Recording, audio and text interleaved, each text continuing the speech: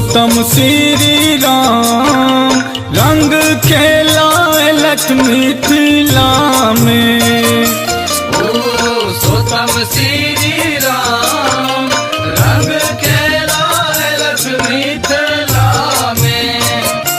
पुरुषोत्तम श्री राम भगवान यो, पुरुषोत्तम श्री राम भगवान यो, पुरुषोत्तम श्री राम, पुरुषोत्तम श्री राम रंग खेला मिथिला धाम में।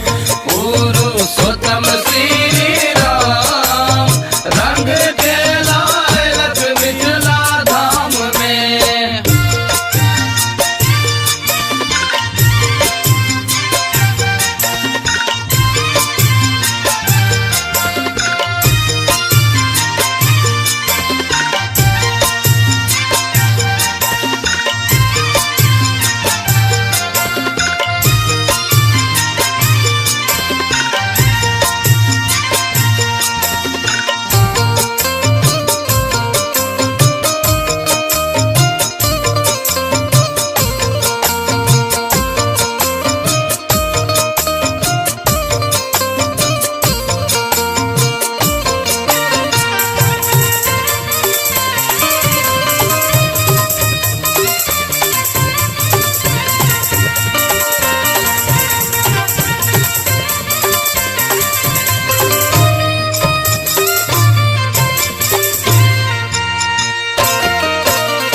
अंगना सा निकल सखी संग एलखिन सीता मैया। एलखिन सीता मैया हो, एलखिन सीता मैया। देखी का सुंदर रूप लागे ने नजरिया।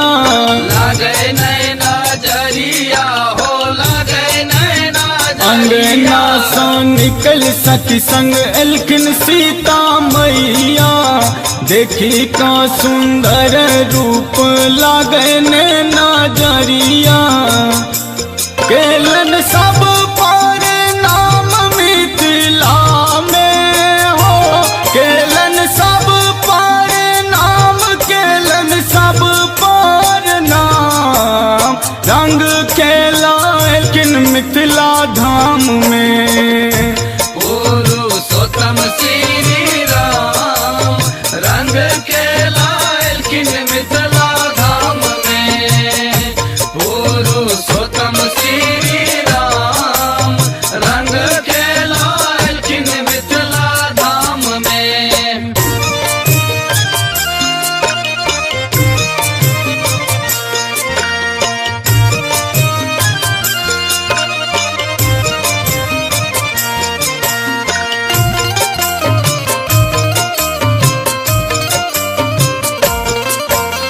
धूम मचल आई जनक नगरिया।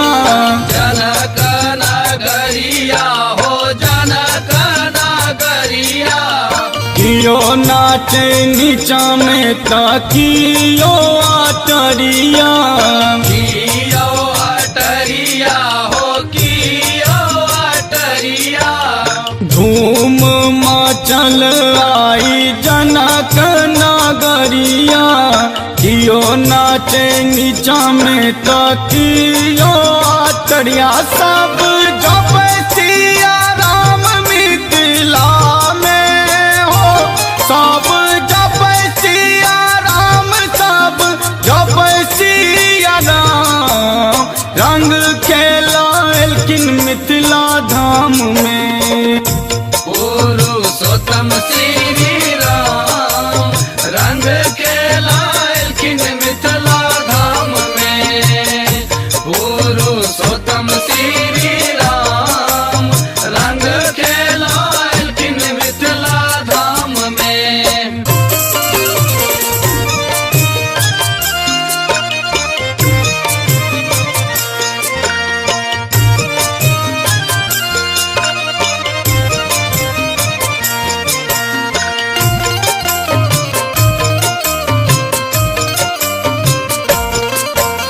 गगन आनंद प्रभु के कर गुण गानियो करे गुण गान प्रभु के करे गुण गानियो मिथिला में बनल गोलू राजा के पहचानियो बनल पहचानियो बनल पहचानियो गगन आनंद प्रभु के कर गुण गानियो मिथिला में बनल गोलू राजा के पहचानियो नुनु करे छत सम्मान मिथिला के यो दुनु करे छत सम्मान दुनु करे छत सम्मान रंग खेला एलकिन मिथिला धाम में पुरुषोत्तम श्री राम रंग